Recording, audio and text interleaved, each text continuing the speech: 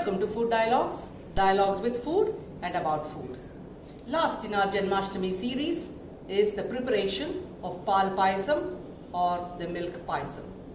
All of us know Lord Krishna's liking for milk and curd.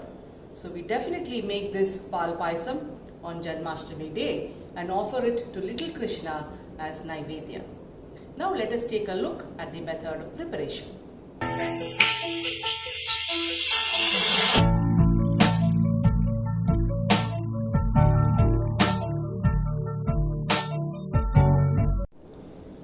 I have done a little bit of pre-preparation for this payasam because what I have done is using the traditional slow cooking method. So here I have taken 2 liters of full fat milk and I have reduced it to almost 1.5 liters. You can see how creamy the milk has become.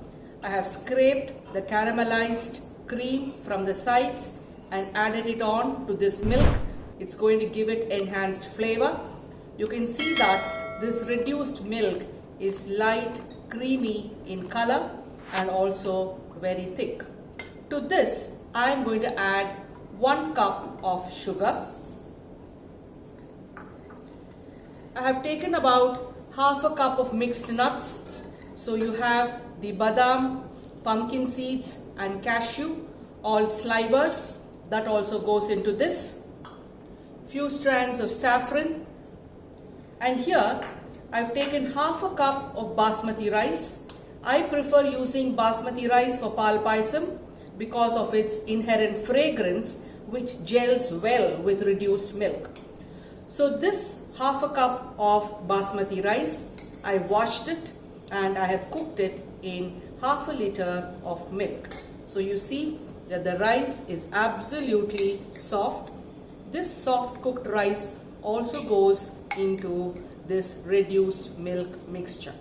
Now we will boil all this together before we remove it from the flame. Let's see how the final cooking is done. So now I've kept the flame on high. I'm going to bring this payasam to a boil. You can see how thick the payasam is, and you can also see the cream that has resulted because of the milk reduction. Now we will keep stirring it because the sugar has to dissolve and the rice and the milk will have to absorb the sweetness. Another change that you will be seeing now is that the milk color will slightly change to a light golden brown. This happens because of a reaction that takes place between the protein in milk and the sugar that we have added. This reaction is known as the Maillard reaction, which will give a light brown color to the food substance. So now we will allow this payasam to come to a boil, but constant stirring is very essential, though we are boiling it in a heavy bottomed pan.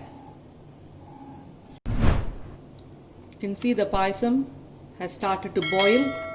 Another thick cream layer has formed on top. So the rich payasam is now ready for Naivedyam. Now if you're going to serve the payasam when it is hot or warm, this will be the consistency. As the payasam cools, it will start becoming thicker.